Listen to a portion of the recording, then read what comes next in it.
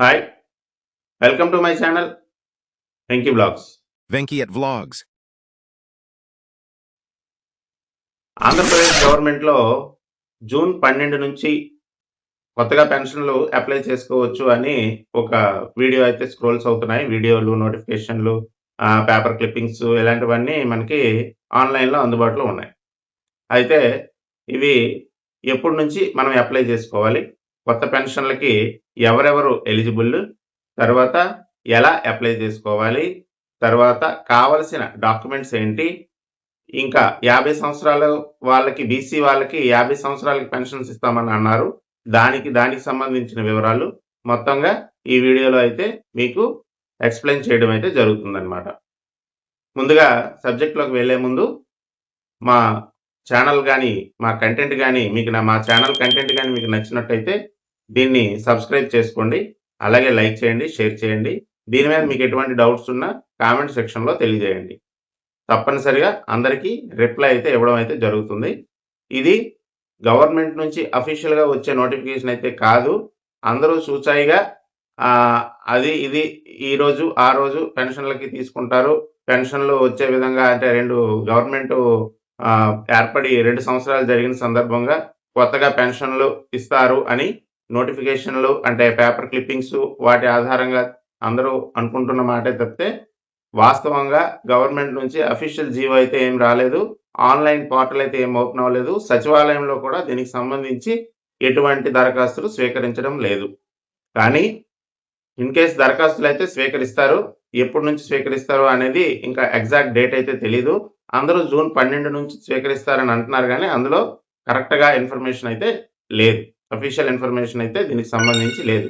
కానీ 5,606 spouse pensions అంటే భర్తకి ఎప్పుడైనా భర్తకి పెన్షన్స్ వస్తున్న వ్యక్తి చనిపోతే అదే కేటగిరీలో స్పౌస్ పెన్షన్స్ అనేవి అంటే వితంతు పెన్షన్లు అనేవి మంజూరు చేయడం జరిగింది. అవేంటంటే 5,606 రాష్ట్ర వ్యాప్తంగా కొత్త పెన్షన్లు అయితే ఇచ్చారు. అవి ఈ జూన్ 12న కూటమి ప్రభుత్వం ఏర్పడి 2 సంవత్సరాలు అయిన సందర్భంగా అవి అయితే డిస్ట్రిబ్యూషన్ చేస్తారు. ఇకపోతే కొత్త పెన్షన్లు ఎప్పటి నుంచి?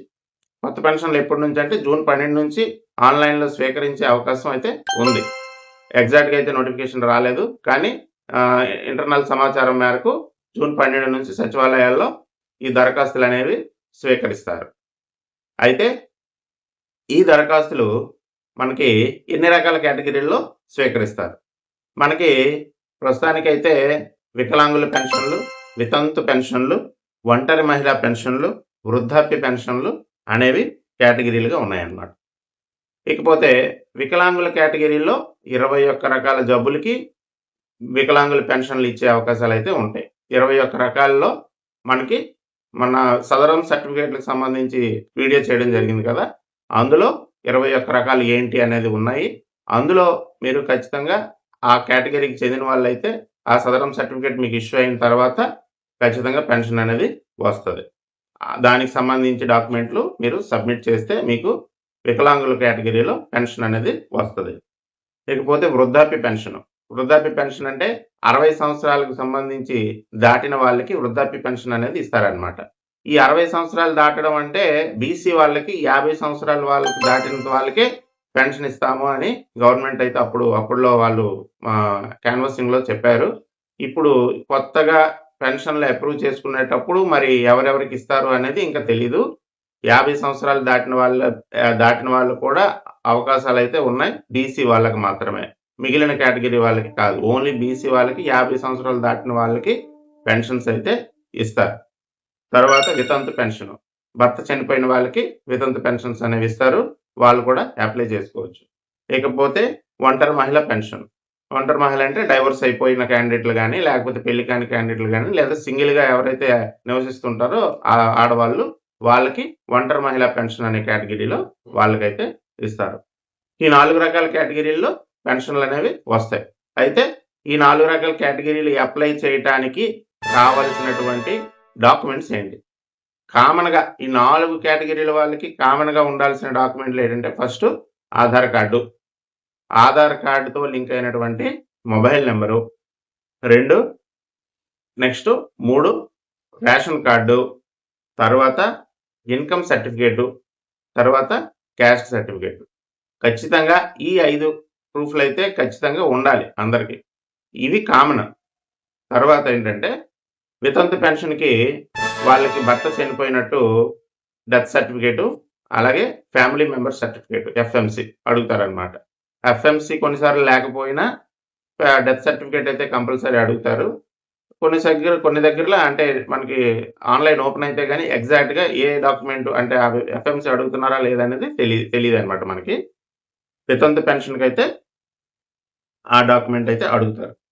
అలాగే ఒంటరి మహిళా పెన్షన్. ఒంటరి మహిళా పెన్షన్‌కి కూడా సేమ్ ఈ 5 డాక్యుమెంట్‌లతో పాటు ఒంటరిగా నివసిస్తున్నట్టు ఎంఆర్ఓ దగ్గర నుంచి గాని, ఆర్‌డీఓ దగ్గర నుంచి గాని వాళ్ళు ఒక ఫార్మాట్ ఇస్తారు. సచివాలయం వాళ్ళు ఒక ఫార్మాట్ ఇస్తారు మనకి. ఆ ఫార్మాట్ మీద సంతకం చేయించాలనమాట. అంటే ఎవరు నాకు కుటుంబంలో లేరు, నేను ఒంటరిగా నివసిస్తున్నాను అని ఒక డిక్లరేషన్ అనమాట. ఇది ఒంటరి మహిళా పెన్షన్‌కి సబ్మిట్ చేయాలి. అలాగే ఒకవేళ డైవర్స్ అయిపోయి ఒంటరిగా ఉంటున్నట్టయితే ఆ డైవోర్స్ కాపీ ఒకటి, కోర్టు ద్వారా ఇచ్చిన డైవోర్స్ కాపీ ఒకటి సబ్మిట్ చేయాల్సిన అవసరం అయితే ఉంటది. ఇకపోతే వృద్ధాప్య పెన్షన్. యాజ్ యూజువల్ ఈ 5 డాక్యుమెంట్స్‌తో పాటు వృద్ధాప్య పెన్షన్‌కి ఆధార్ అప్డేట్ హిస్టరీ అని ఒకటి అడుగుతారు. ఆధార్ అప్డేట్ హిస్టరీ అంటే వీళ్ళు ఏమైనా డేట్ ఆఫ్ బర్త్‌లు ఏమైనా మార్చుకున్నారా? 50 సంవత్సరాలు, 60 సంవత్సరాలు రావడం కోసం ఏమైనా డేట్ ఆఫ్ బర్త్‌లు మార్చుకున్నారా అనే ఉద్దేశంతో ఆధార్‌లో ఏమైనా మార్చారని వాళ్ళకి సంబంధించిన డాక్యుమెంటు ఆధార్ అప్డేటెడ్ హిస్టరీ అనేది ఒక డాక్యుమెంటు ఈ వృద్ధాప్య పెన్షన్‌కి అప్లై చేయాల్సిన అవసరం అయితే ఉంటది. ఇకపోతే వికలాంగుల పెన్షన్. వికలాంగుల పెన్షన్‌కి కంపల్సరీ సదరం సర్టిఫికేట్ అయితే ఉండాలి. ఈ డాక్యుమెంట్‌లన్నిటితో పాటు సదరం సర్టిఫికేట్ అయితే ఉండాలి. ఇవన్నిటితో పాటు ఈ సదరం సర్టిఫికేట్ పెట్టుతూ ఒక దరఖాస్తు ఫామ్ అనేది ఒకటి ఇస్తారు. అప్లికేషన్ ఫామ్ అనేది కామన్‌గా ఒకటుంటది. ఆ అప్లికేషన్ ఫాము పాటు ఈ 5 రకాల దరఖాస్తు, ఈ 5 రకాల డాక్యుమెంట్లు ప్లస్ ఇండివిడ్యువల్‌గా ఇప్పుడు చెప్పాను కదా! ఈ 4 కేటగిరీలో 4 డాక్యుమెంట్లు వీళ్ళు రెడీ చేసుకొని ఉంచుకోవాలి. వీళ్ళంతా ఈ డాక్యుమెంట్స్ అయితే కంపల్సరీ రెడీ చేసి పెట్టుకోండి. పెట్టుకున్న తర్వాత జూన్ 12 నుంచి మేబీ పోర్టల్ అయితే ఓపెన్ అయితే అప్పుడు మీ దగ్గరలో ఉన్న సచివాలయంలోని వార్డ్ వెల్ఫేర్ ఆఫీసర్‌ని కలిసి ఇవి అప్లై చేసుకోండి. ఇవి అప్లై చేసుకున్న తర్వాత గవర్నమెంట్ వీటి మీద 6th స్టెప్ వాలిడేషన్ అని ఒకటి ఉంటది కదా! మన తల్లికి వందనం స్కీమ్ గురించి కూడా వివరించినప్పుడు 6 స్టెప్ వాలిడేషన్ అని చెప్పాను కదా! అవన్నీ చెక్ చేసుకున్న తర్వాత మీరు ఎలిజిబుల్ అయితే మీకు అక్కడికి ఒక 6 నెలల్లో ఈ తాలూకా పెన్షన్‌ల అమౌంట్ అనేది క్రెడిట్ చేయడం జరుగుతుందనమాట మీ అకౌంట్‌లో. లేదా ఇంటికొచ్చి ఇవ్వడం అయితే జరుగుతుంది. ఇది టోటల్‌గా దీనికి సంబంధించిన ఆంధ్రప్రదేశ్ ఏపీ పెన్షన్‌లకు సంబంధించిన సామాజిక భద్రతా కార్యక్రమాలకు సంబంధించిన సమాచారం. ఇది ఎగ్జాక్ట్‌గా గవర్నమెంట్ జీవో ప్రకారం చేస్తున్నట్టు వీడియో అయితే కాదండి. అందరూ సూచాయిగా అటు ఇటుగా న్యూస్ పేపర్‌ల ఆధారంగా చేస్తున్న వీడియో మాత్రమే. డాక్యుమెంట్స్ అయితే ఇవే. ఇందులో ఎటువంటి చేంజెస్ ఉండవు. కాకపోతే ఎప్పటి నుంచి ప్రారంభమవుతది అనేది మాత్రం ఎగ్జాక్ట్‌గా అయితే డేట్ అనేది మెన్షన్ చేయలేము. మళ్ళీ వీడియో అయితే మనకి గవర్నమెంట్ నుంచి ఎటువంటి జీవో వచ్చిన వెంటనే ఎక్కడ అప్లై చేయాలి? ఎలా అప్లై చేయాలి? రిమైనింగ్ సంబంధించిన జీవో అయితే వస్తది కదా! వచ్చిన వెంటనే అప్పుడు మళ్ళీ మీకు అప్డేట్ చేయడం అయితే జరుగుతది. ఇప్పుడు ఈ వీడియోలో అయితే కంపల్సరీ డాక్యుమెంటేషన్‌కి సంబంధించిన వివరాలైతే తెలియజేయడం జరిగింది. ఈ డాక్యుమెంట్స్ అన్నీ మీరు ఖచ్చితంగా అన్నీ పొందుపరుచుకొని మీ దగ్గర పెట్టుకోండి. అప్పుడు ఎగ్జాక్ట్‌గా ఓపెన్ అయిన వెంటనే మళ్ళీ అప్లై చేసుకోవడానికి అవుతది. ఈ డాక్యుమెంట్స్ లేవు అనుకోండి, వాళ్ళు పోర్టల్ ఎక్కువ రోజులు మనకి అందుబాటులో ఉంచరు. ఆన్‌లైన్‌లో అప్లై చేసుకునే పోర్టల్ అనేది. మళ్ళీ అది క్లోజ్ అయిపోతే మళ్ళీ ఓపెన్ అవ్వడానికి చాలా టైం పడుతది. Thank you for watching. Please subscribe my channel. ఈ వీడియో మీకు నచ్చితే, మా కంటెంట్ మీకు నచ్చితే ఈ వీడియోని లైక్ చేయండి. ఈ వీడియో ఎవరికి కావాలో వాళ్ళకి షేర్ చేయండి. అలాగే దీని మీద మీ అభిప్రాయాన్ని కామెంట్ రూపంలో తెలియజేయండి. మీరు లైక్ చేయడం వల్ల ఈ వీడియో అనేది కొంతమందికి, ఇంకొంతమందికి రీచ్ అనేది జరుగుతదనమాట. అప్పుడు ఎవరికో ఒకరికి ఈ వీడియో అనేది, ఈ ఇన్ఫర్మేషన్ అనేది ఉపయోగపడుతుంది.